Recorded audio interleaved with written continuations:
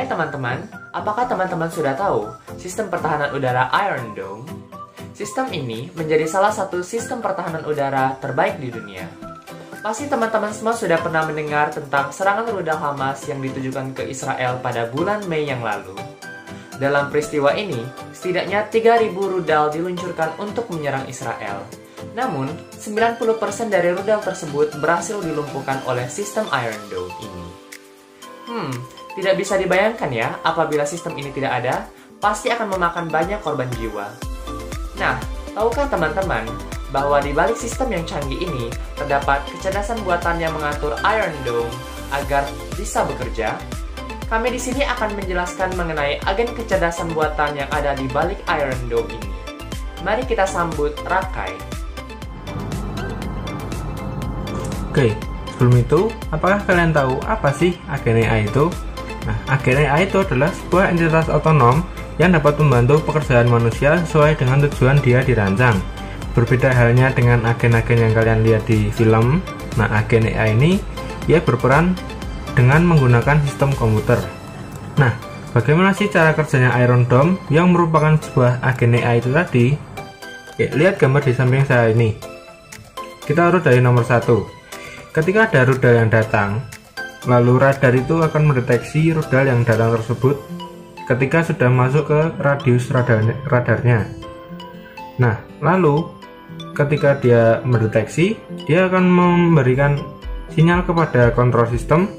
Lalu kontrol sistem itu akan memprediksi dan mengestimasi di mana sih letak dan arah rudal yang datang itu tadi. Lalu dia akan mengirimkan perintah kepada missile firing unit untuk meluncurkan rudal balasan atau rudal penangkal itu supaya rudal yang datang itu tadi bisa dilumpuhkan. Nah, dari semua itu tadi, di mana sih letak AI itu berperan? Nah, itu ada pada kontrol sistemnya yang memegang segala kendali.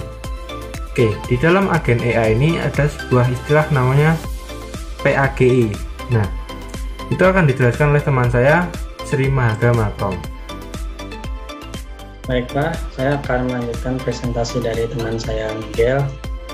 Dan pada kesempatan kali ini saya akan menjelaskan mengenai PAGE.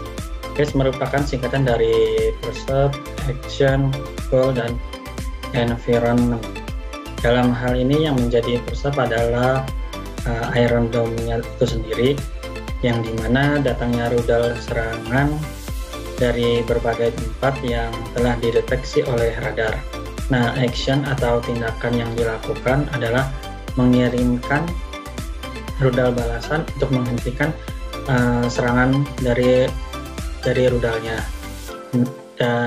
Goalnya yaitu untuk mempertahankan wilayah dari serangan udara, dan yang terakhir yaitu environment-nya adalah udara, khususnya di wilayah Israel. Nah, barusan kita sudah mengetahui tentang PAGE dari Iron Dome. Selanjutnya kita akan menjelaskan mengenai PAGE yang akan dibawakan oleh teman saya Miguel. Terima kasih. Nah, yang kedua ini ada PIS. PIS ini terdiri dari susunan kata yaitu Performance Measure, Environment, Actuator, dan Sensor. Performance Measure membahas tentang kualitas atau harapan yang diinginkan.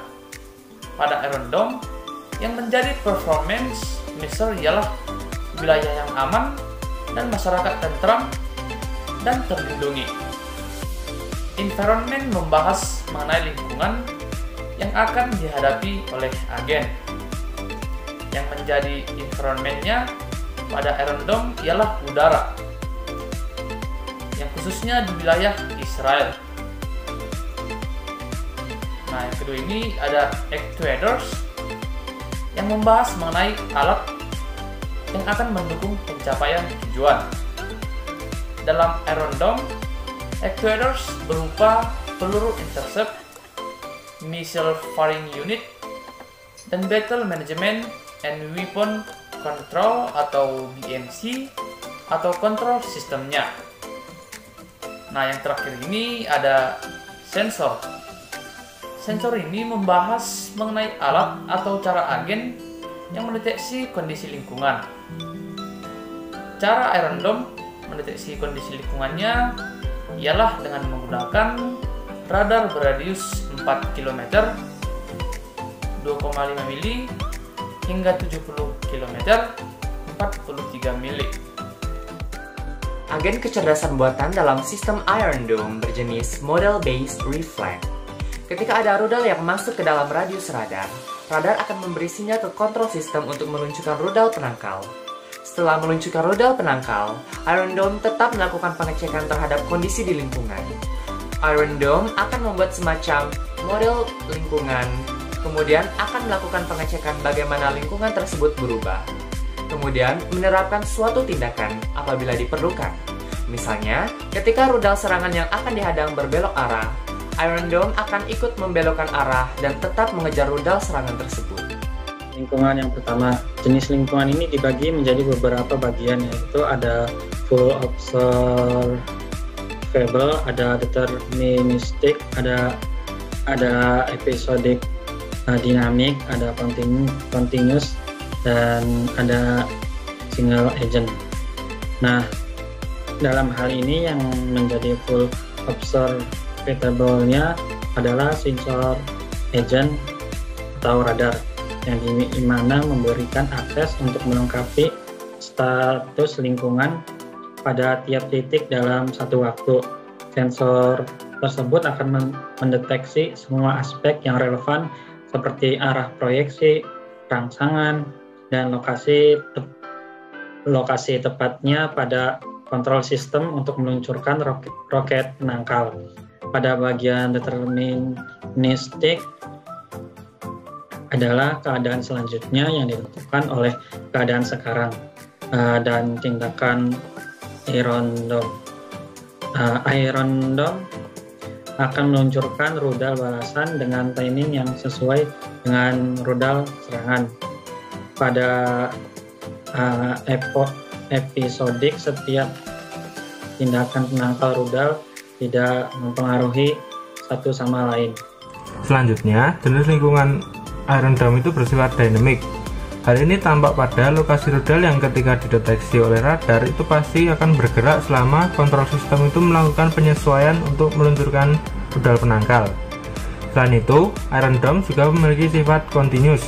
Hal ini ditunjukkan dari rudal yang dideteksi oleh radar itu memiliki lokasi dan kecepatan yang berubah-ubah.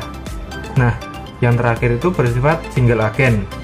Segala tindakan yang dilakukan oleh Iron Dome itu dikontrol oleh satu kontrol sistem sebagai kendali utama yang mengatur radar dan juga missile firing unitnya tadi. Bagaimana teman-teman penjelasannya? Cukup menarik bukan? Terima kasih teman-teman sudah mau menonton video ini sampai selesai. Jika teman-teman suka dengan video ini, jangan lupa like, komen, subscribe, dan share video ini ke teman-teman kalian ya. Kami dari kelompok 6 pamit undur diri dulu ya. Pergi ke warung membeli ciki, belinya lebih dari satu. Cukup di sini pertemuan kita kali ini.